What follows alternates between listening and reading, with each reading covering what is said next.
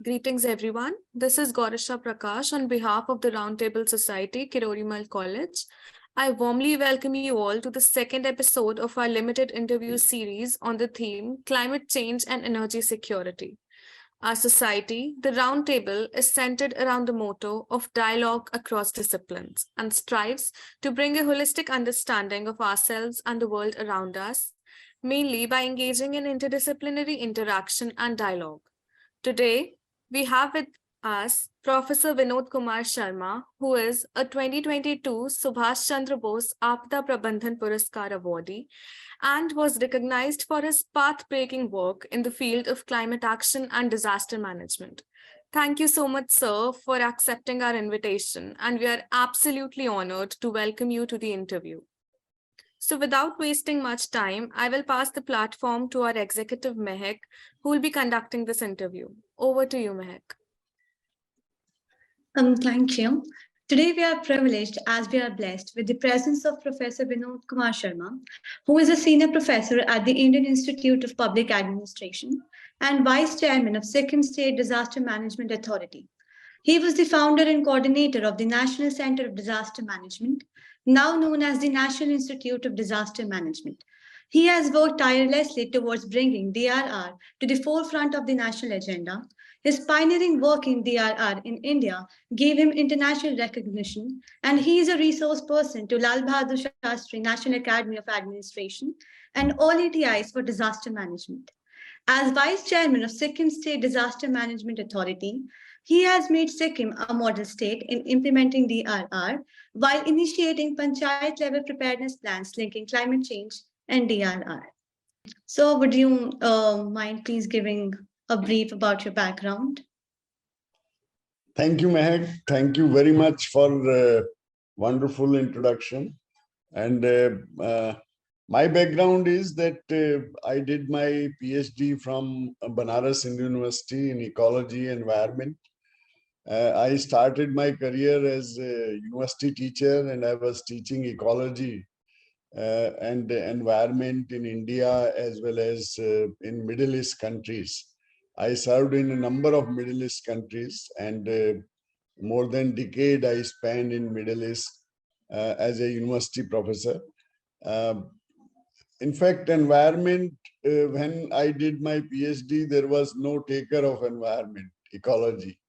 And hardly any university or college or institution where there is any scope of teaching of ecology environment. It was in 1971 when I got PhD, so it is long back. You were not born, that time.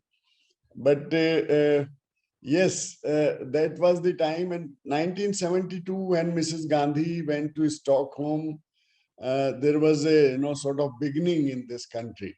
After that, beginning of environment ecology, and that studies because she started Water Act, Air Act, and all these things. So there are many new things, happened. And then Bhopal tragedy in 1984. After that, that Ministry of Environment and Forest was created in 85. And 86, there was Umbrella Act, Environment Act came. And then 87, again, there was a good, very important year because Mrs. Brundtland, she presented a report, that was a World Commission on Environment and Development. And that time, actually, this word global warming, ozone depletion, and all these international issues came into existence. And she gave a term, you might be knowing, sustainable development. So this word came from Mrs. Brundtland Commission report.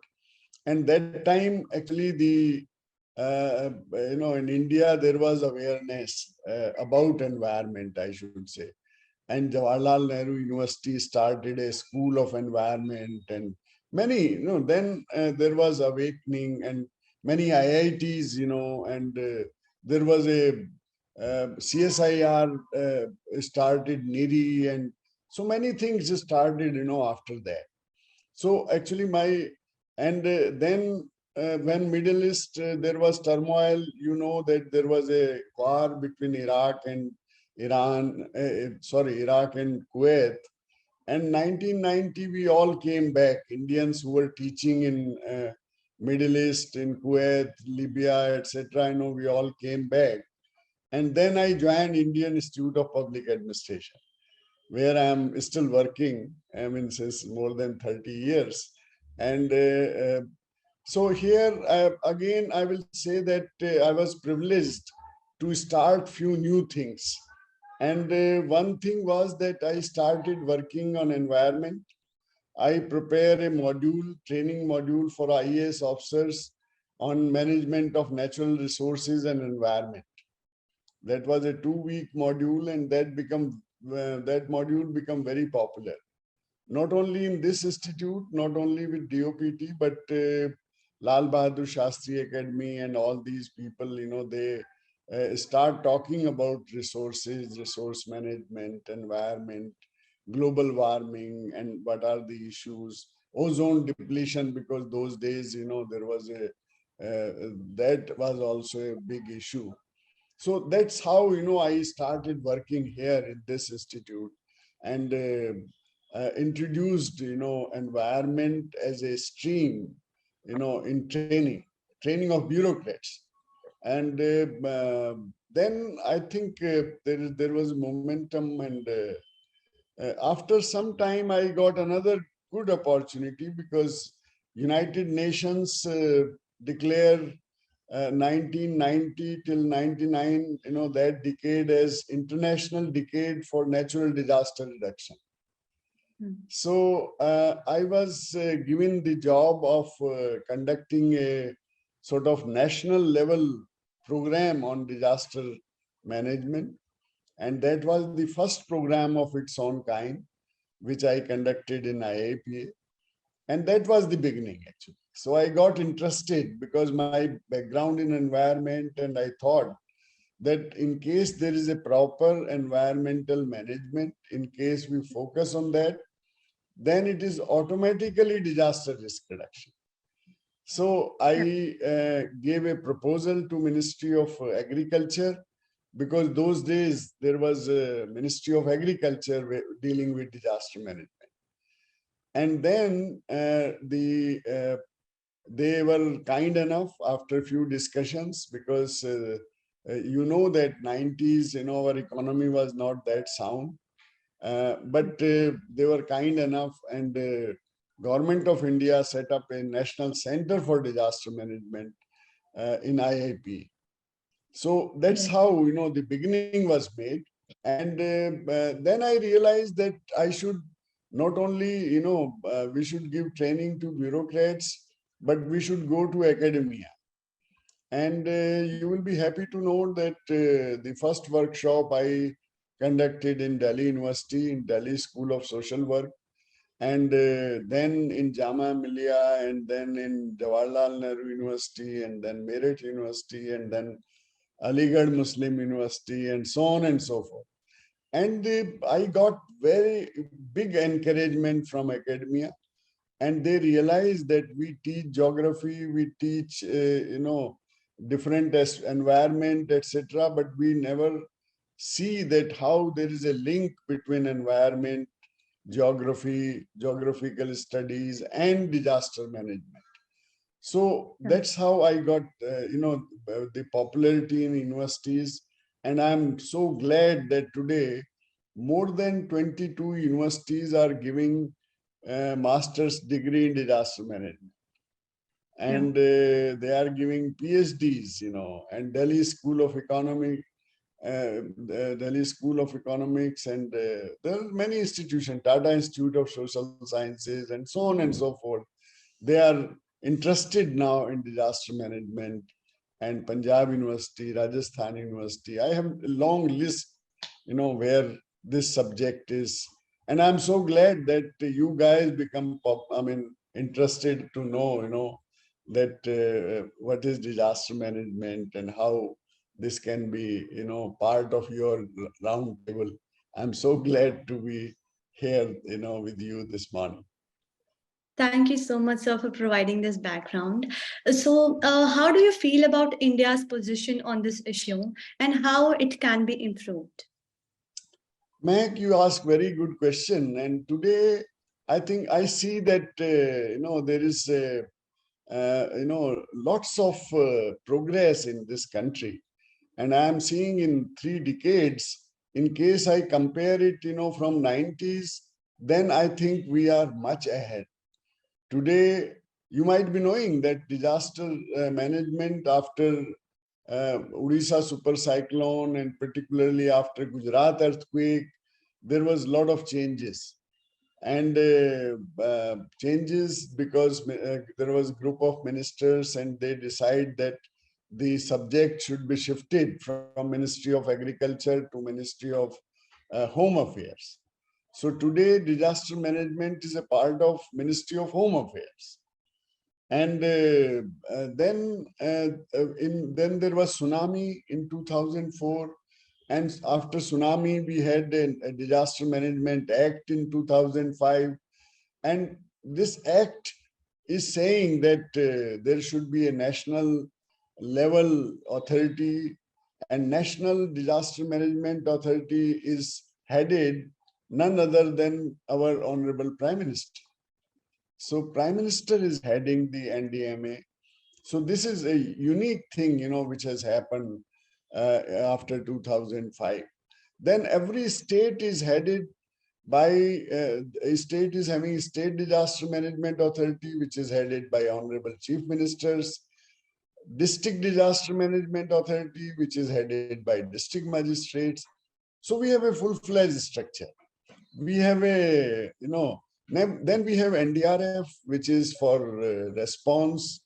No country, nowhere in the world you have a force like NDRF. And we were having 12 battalions. Now we are going to have 16 battalions of NDRF. And so this is again a unique thing which we are having in the country. And you can see the response whenever there is flood, whenever anything happen. And now dependency on NDRF is increasing. In case any, bore well or something or any small thing happen, then we call NDRF. In case any building collapse, we go to NDRF. So this is a unique thing which is for response. And there is another very important thing which has happened recently. The 15th Finance Commission, they have given mitigation fund, which is again a very unique thing in Asian countries. No country is having a specific fund which is available to the state or to the nation for mitigation. So now, earlier we were having only calamity relief fund. Today we are having two kind of funds, which is response fund and mitigation fund. So this is again, so as I told you that India is having a very good position. We are fortunate that our leader today, the Honorable Prime Minister, is taking a lot of interest in environment as well as in disaster management. And as you know that environment is directly linked. When you say climate change is having direct impact on natural disasters. You can see, things start from Himalaya up to coastal areas. And in case you see IPCC report, which has came last year, the 6th report is saying that all coastal cities, the coastal area will be affected because of impact of climate change. You are seeing that every year there is a change, in urban flooding, which is a common phenomenon nowadays. Earlier it was once or twice, maybe in one decade, one urban flood. Now you see annually every big city is flooded. So I think these things are there which are obvious. The impact of climate change is visible. And that's why we are very fortunate that Honorable Prime Minister is taking a note of it. And the country is progressing in his direction. He has given 10 points he has given this agenda in the Asian Ministerial Conference in 2016. And this 10-point program of Honorable Prime Minister is focused on climate change and risk reduction. So I think India that way is having, but still, I will say that we are, I mean, it's not the ultimate. We have to do a lot. And in case we want to reach, up to the level of Japan, up to the level of other countries where the awareness, where the education, where the, the sensitivity, it's a sensitive subject in governance. I think all the state, because disaster risk reduction, this is the state subject. I am very frankly saying to you that all states are not at the same page. Some states, they are doing very good work. They have a full-fledged system. They have vice chairman, they have members, they have allocated funds, and they are working, 24/7 on risk reduction.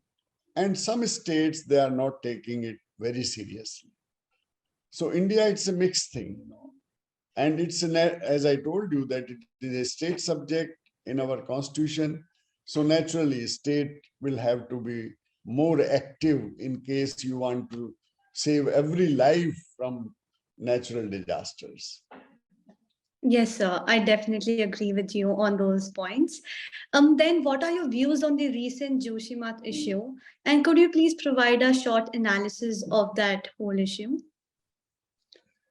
Joshimat, and let me tell you, because you are academic person and you are a student of a very prestigious college and prestigious university, you know it that Himalaya is a very sensitive ecological system. And anything in Himalaya, because I am seeing it last 30 years, I remember that I first visited, Chamoli and this area when there was a landslide, and many film star and all these people, who were going to Mansarovar, they died in that. That was in 90s. And I went with the central team, and I remember that the people of Uttarakhand, those days it was Uttar Pradesh. It was part of Uttar Pradesh. Later on it became Uttarakhand. So they were saying to us कि हमें सड़क नहीं चाहिए, ये जो आप सड़कें बना रहे हैं, ये जो विकास कर रहे हैं, ये हमें इस विकास की आवश्यकता नहीं है.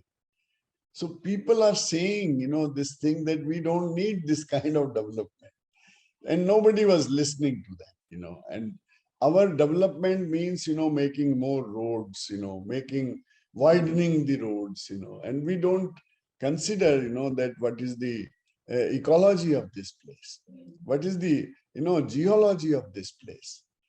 Mehak, let me tell you that this country, we are fortunate that we are having the best geologist in the country. In case you go to Wadia Institute of Himalayan Geology, you will see that they have studied the entire Himalaya, and they are the resource person for the world. But unfortunately, these people are not there in developmental activities. You might be knowing that Joshimat, this report came long back. In 70s, there was a, there is a Mishra report, and I was reading that, and I was surprised that he very clearly said that this is the, this is not the solid substratum. This is not the solid rock on which such big city can be formed. It's a moraine, it is coming from glacial, our glaciers. And this is the alluvium type of the soil, and sinking started in 70s actually. But unfortunately, those warnings which were given by the scientists, by geologists, by engineers, that was ignored. And this is, Uttarakhand is so beautiful, and it's a religious place. Everybody wants to visit that. It's a tourist attraction. Every place, not only Joshimath, every village, is a pleasure for anybody to see there. So there was a lot of tourism. There was, hotels were coming up, and all these things were there. And well, let me tell you, and I'm very, rude in saying that, the urban planning and all these things, they are just for namesake. They just, people get permission, just like that, and there is hardly any knowledge, with these people who are giving permission, and so I think there was I fully agree that this was a question of development. And in case they see sustainability, in case they see the rock type, in case, I remember one thing, and I was member of the committee of Tiri Dam. I remember that when people were objecting about new Tiri, we asked geologists and Geological Survey of India that how is this new Tiri thing? And I remember one geologist, he said, with a, very firmly, he said, Dr. Sharma, in case there is an earthquake on 7 or 7.5 or 8 on Richter scale, nothing will happen to this city because it's a solid rock, and we know that. So you know how much knowledge we have. So in case this knowledge we apply in development, in case, and that new Tihri, which has come up, anything, there was so many earthquake after that. Nothing has happened to new Tihri. So I think whenever you are developing a city, when you are growing, this city, Joshimath, from 70s till today, I think in last 50 years, I think how much it has grown. And nobody could see that it is already, and those days it was sinking. So Yes, what sir. you are seeing, this is basically the result of so much of accumulation of our mistakes. So now people have realized, and again I will say that government is now sensitive, and they understand that what were the issues. There no correction can be made, in case there is any mistake you have done in last 100 years or 50 years, you cannot correct it in one day. So, but I think in Himalaya, it is not only Uttarakhand. You go to Himachal Pradesh, you go to, I am in Sikkim, and I always say this thing, to the Sikkim government, that whatever development we are doing, I think we should be very cautious. We have Yes, made sir. an airport, and we have seen that making airport, we have to shift several families because it was landslide prone area, and I know that development is required. We are not anti-development. Development should be there, but in Yes. case you have scientific knowledge, then this knowledge should be applied. Sure, sir. I do agree that we need to balance the demands of the development as well as the environment. Now, sir, my last question. How can an individual at his or her level contribute towards this field? As there are many young students who want to explore this issue further, so what would you suggest to them? Again, Mehak, I compliment you, I congratulate you that you are thinking that way. And there are many ways, by which each and every one, not only student, I say that each and every one of us can contribute in climate change adaptation, in mitigation, in disaster risk reduction. And Honorable Prime Minister last year, in COP26, he gave a slogan, life. Life is a mission. Life, I think it's a very important mission which he has launched. And he's saying that each and every one, and not only, he never talks about India, he talks about the globe. He said that in case every one of us contribute, in case we, have some concern about the environment, then we should contribute. We should change our habits. We should change our, ourselves. So I think even we can contribute a lot. And one contribution from students can be, that, wastage. In case you minimize waste, this is a big contribution. You might have seen that people, when you might be going to parties because, and in party you see how people waste, the food. In IIPA, a few years back, we did one study and we find out that in 5-star hotels, in parties, you know how much is the waste? 46%. 46% food is waste. So can you imagine? In case Karodimal College, you decide that there will be zero waste. If we want to take a samosa, we will finish that samosa. No, it's not a fashion that half of it, we throw. And in case you don't like anything, you taste it first and then take it. So I think, food wastage, anyway, even clothes. I mean, I have 3 daughters and I know that how many clothes, they are having. They have not seen, how many jeans and how many. So this is actually this is carbon footprint. So in case you are increasing your carbon footprint, then you are not contributing anything to climate change.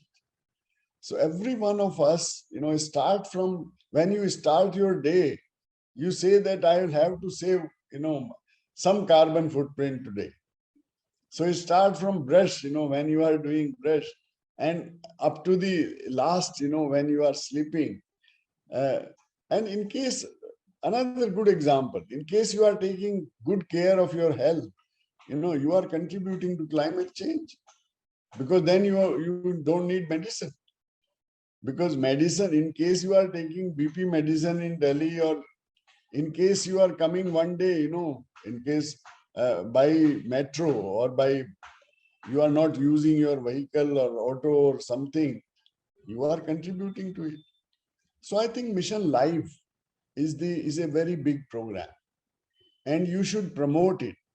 And students, when a student decide that we will do it, I think nobody can, you are a big force. Government is doing its job. In energy, yes, there is energy security. Now energy is available to every village, electricity is there in every village of the country. I think it's a big achievement. Now, after some time, it will be uninterrupted, because every year 10% energy increase. And at the same time, we are going for non-renewable sources. We are going for solar. There is International Solar Alliance, which is launched by India and France. So many things are being done by Government of India. But I think each one of us is having role in it. I am so glad that you thought of it, that what we can do. Normally, people think that government should do everything.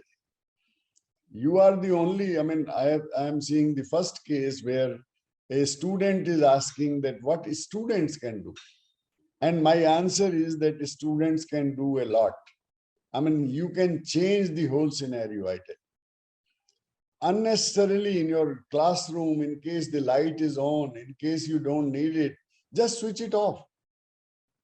So mindful, use of energy, in case you, and, in case there is zero waste, in case you make Kirodimal College, zero runoff college, I will be very happy and I will come and greet you and say that, yes, you are doing a great job. And you can do it. You can do it. There are many colleges. I go to, colleges of Delhi University. Some of the colleges, they have started zero waste. So all solid waste, they are converting into compost and all that and using it, in the college itself. So I think in case you make zero runoff, in case you make your college zero waste, in case you may, that whole recycling of the solid waste, in case you see that, I mean, extra clothes or anything you have, you just donate, to the poor people of Delhi, because still there are so many people who really need it. And the last thing is that water, not even a drop of water you will waste. Not even a drop. In case you are having a bottle of water, you drink it. That's all for the questions. So thank you so much for being with us here and answering to all our questions. It was really a pleasure, and we would highly obliged to have you over here. Thank you so much for joining in. Thank you, Meg. Thank you so much.